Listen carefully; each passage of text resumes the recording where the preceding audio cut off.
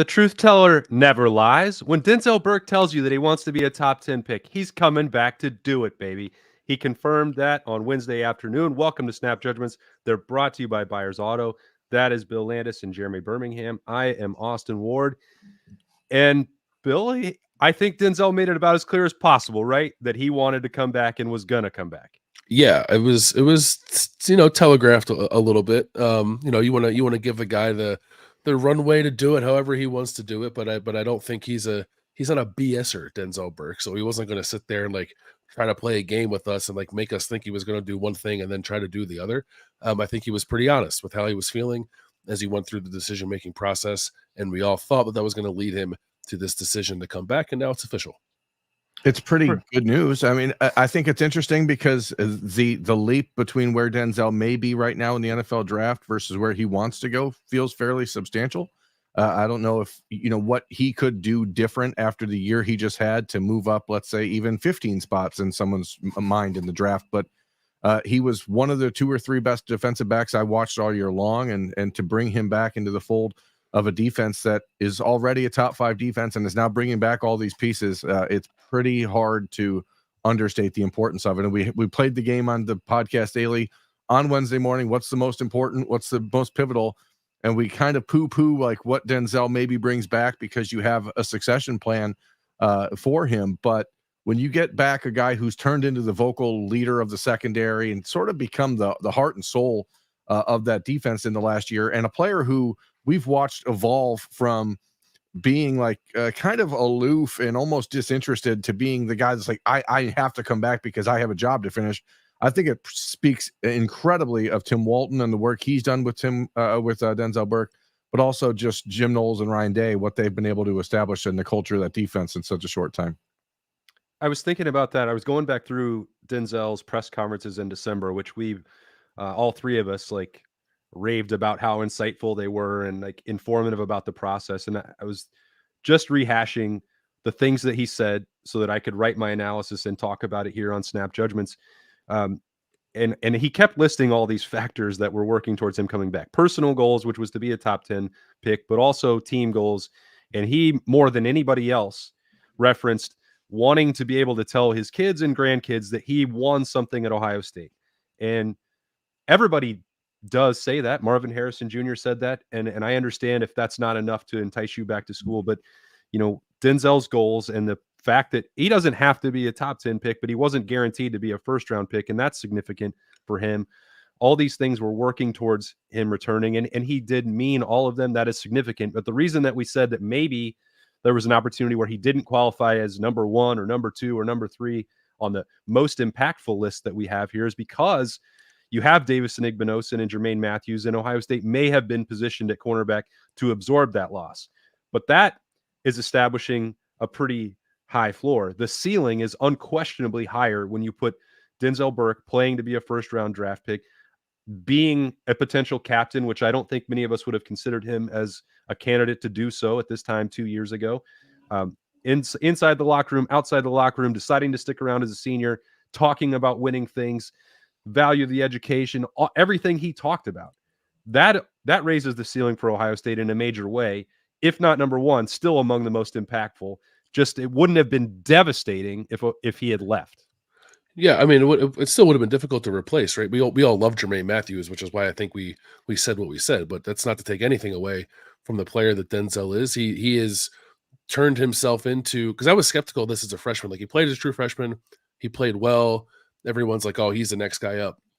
And I was a little hesitant on that in terms of like the first round pipeline. And then certainly he didn't back that up with the sophomore year play, and he's been perfectly honest about that and why it happened. But he definitely looked the part last year, and I think coming back for 2024 will help him there. So let's not diminish the impact that a first round cornerback is going to have for this defense next year.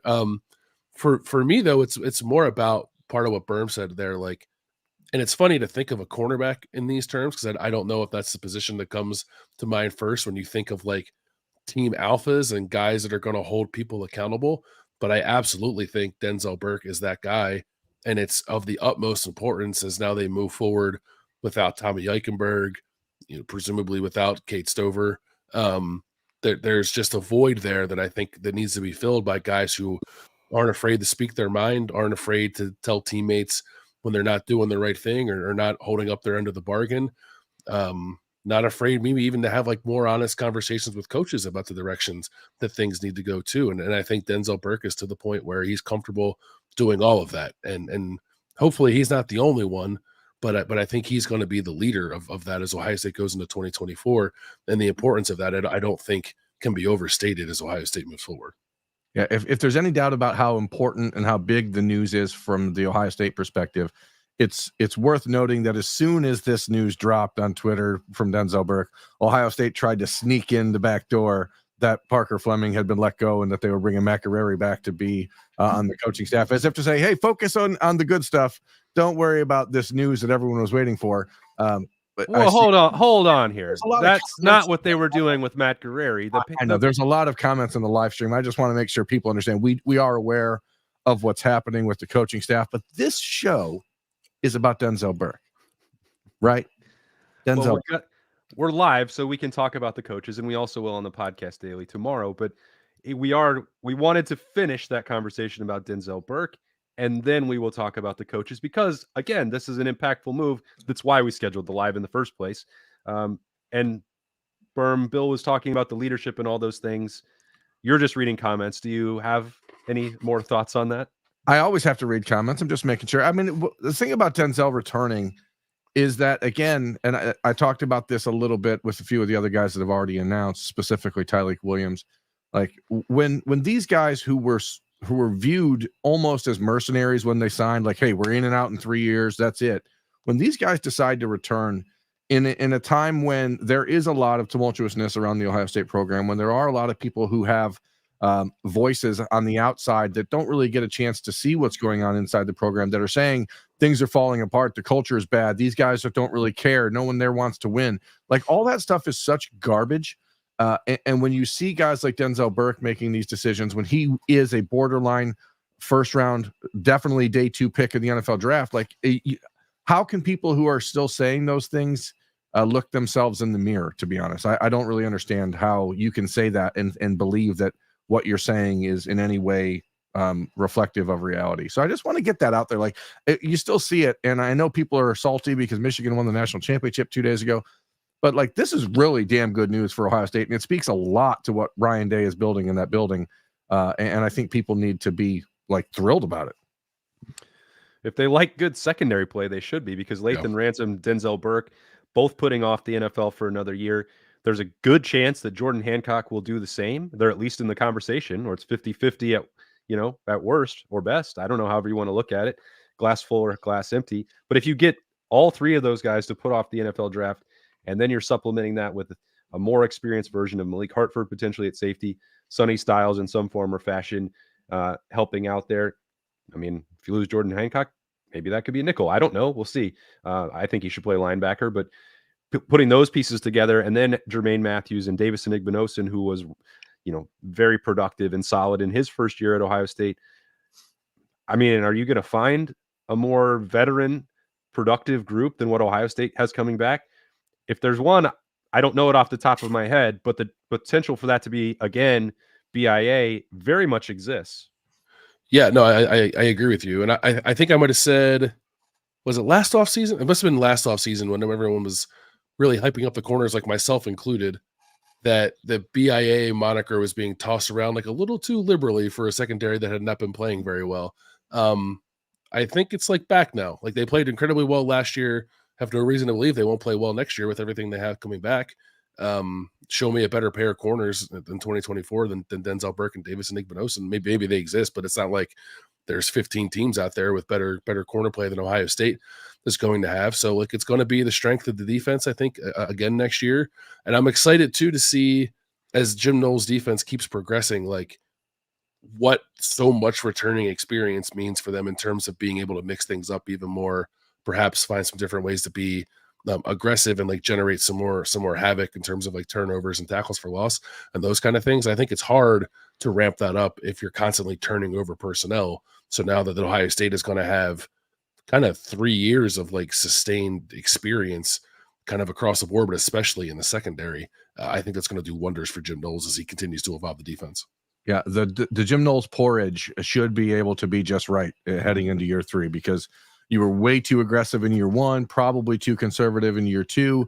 Now you have these pieces in the back half that allows you to still get the play you want in the secondary, and maybe allows you to turn loose some guys who are designed for a bit more of a pressure-based linebacker play as opposed to Tommy and Steele. And I think this is the year that you just get it just right. Like I said, I mean, he's been a top 5 defense in year 2.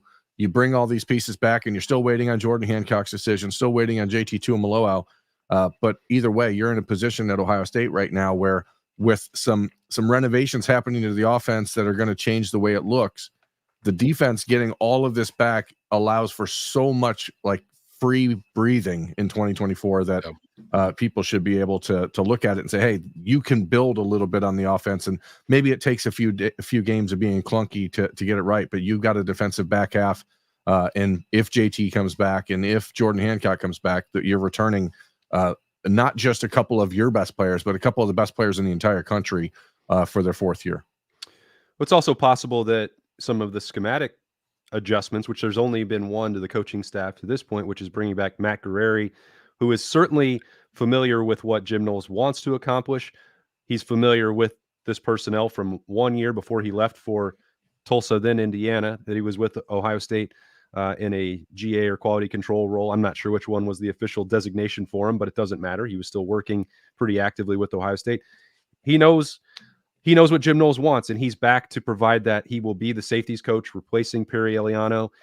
So that is a 1-for-1 move there. And there's a little bit of flexibility now that's provided because Parker Fleming, the special teams coordinator, has been fired. So that's a few moves that now have already been made. The offensive side remains in a bit of a stasis and a holding pattern as Ryan Day looks for an offensive coordinator to take over that. That search has remained very tight-lipped, but you can see that there are enhancements being made, and already with one coach out and one in at safeties, where Ohio State felt like it could do that the most, I suppose. Yeah, I'm glad that we tossed at the possibility of Tim Walton like coaching all the defensive backs, and it's not to say that Tim Walton couldn't do it. I think it's just really hard in college. It's done in the NFL, but college defensive back rooms are like twice the size of NFL defensive back rooms. So it just would have been a lot for one man to handle.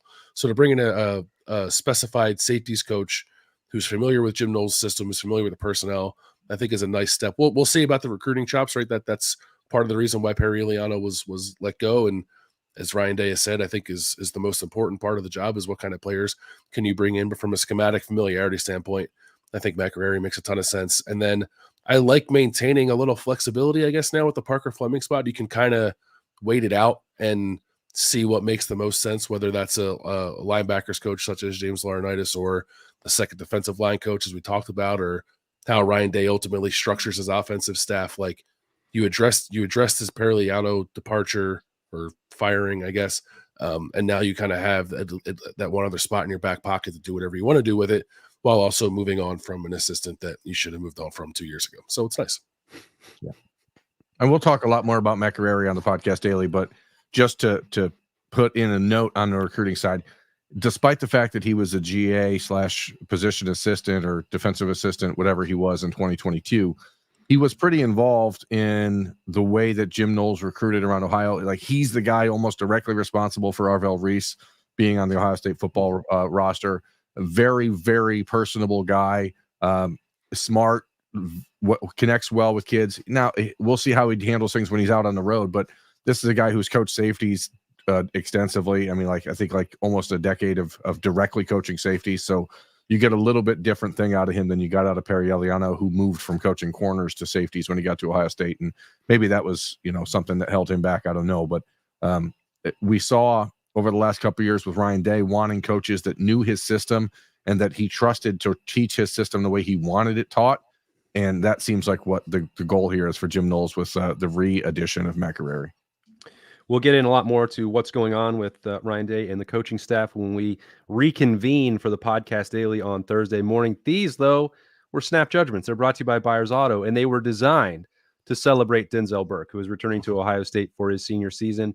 And that means that we all get to talk about him, talk with him, which is the best part, Well, maybe it's not, because watching him play is pretty good too. It's all good for Ohio State. Denzel Burke is back. That's Bill Landis and Jeremy Birmingham. I'm Austin Ward. Thanks for joining us for some live snap judgments. We'll talk to you later.